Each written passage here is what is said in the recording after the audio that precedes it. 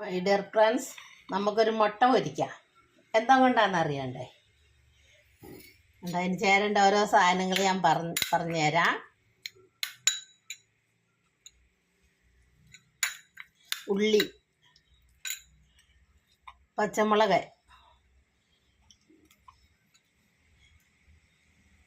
ഇച്ചിരി ഇഞ്ചി,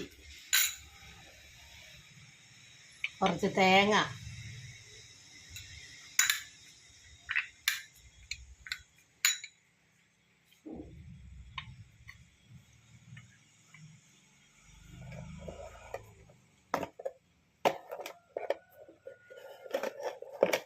പാകത്തിന് ഉപ്പ്,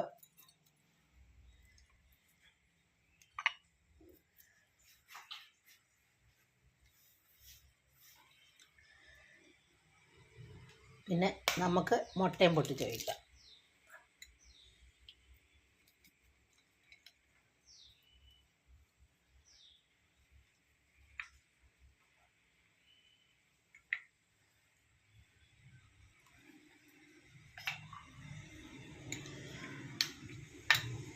എന്നിട്ട് അതിനകത്തേക്ക് നമുക്ക് ചെമ്പരത്തി പൂവ് ഇട്ട് കൊടുക്കാം.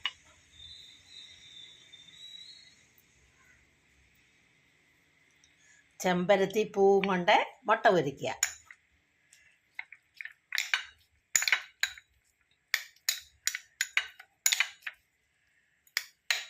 നിങ്ങളാരേലും കഴിച്ചിട്ടുണ്ടോ? ഇല്ലേ, ഒന്ന് ചെയ്തു നോക്കേട്ടോ, നല്ല രുചിയാണ്. ഞങ്ങൾ മിക്കവാറും ഉണ്ടാക്കലുണ്ട്.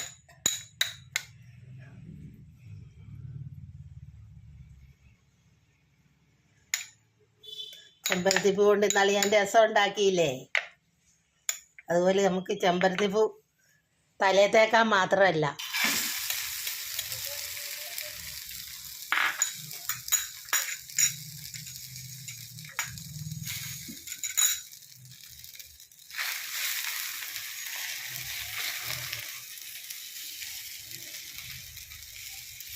വേണ്ട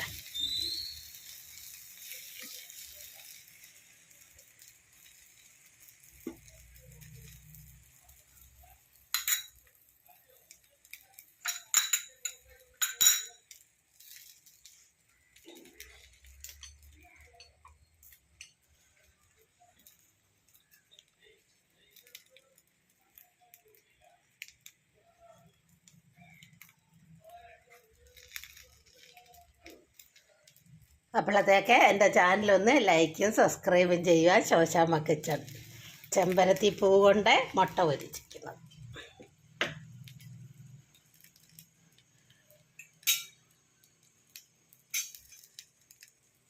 എല്ലാവരും ഉണ്ടാക്കി നോക്കണം കേട്ടോ, നല്ല രുചിയുള്ള സാധനമാണ്.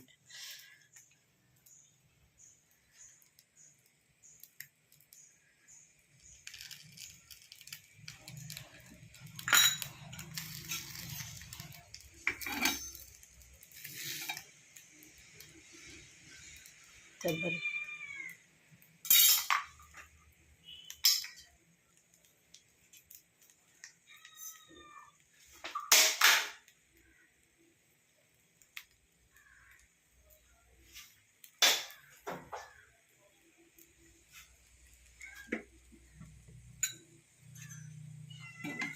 നമുക്കതൊന്ന് മറിച്ചിട്ട് കൊടുക്കാം.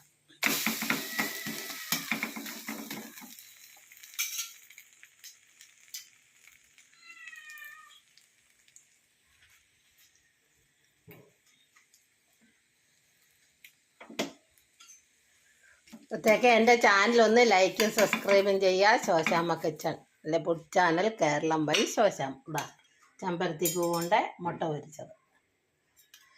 ഒക്കെ എങ്ങനെ ഉണ്ടെന്നൊന്ന് നോക്കണ്ടേ?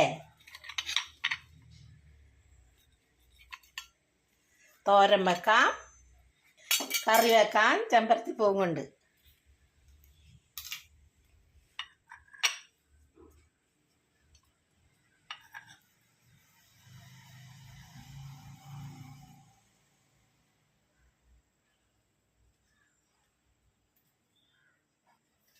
എല്ലാവരും താളിയായിട്ടും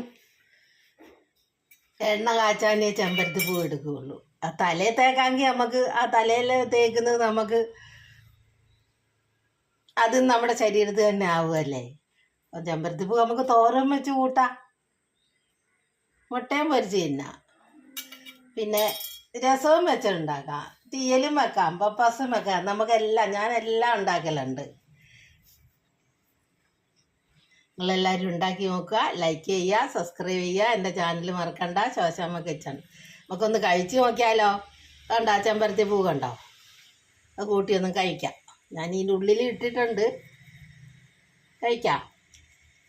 ഐ എന്ത് രുചിയാണെന്നറിയാം. ഐ ഒന്ന് ഉണ്ടാക്കി നോക്കണേ. നിങ്ങൾ ഒരു പ്രാവശ്യം ഉണ്ടാക്കുകയാണ് പിന്നെ ഉണ്ടാക്കാൻ തോന്നും, അത്രയ്ക്കും രുചിയാണ്.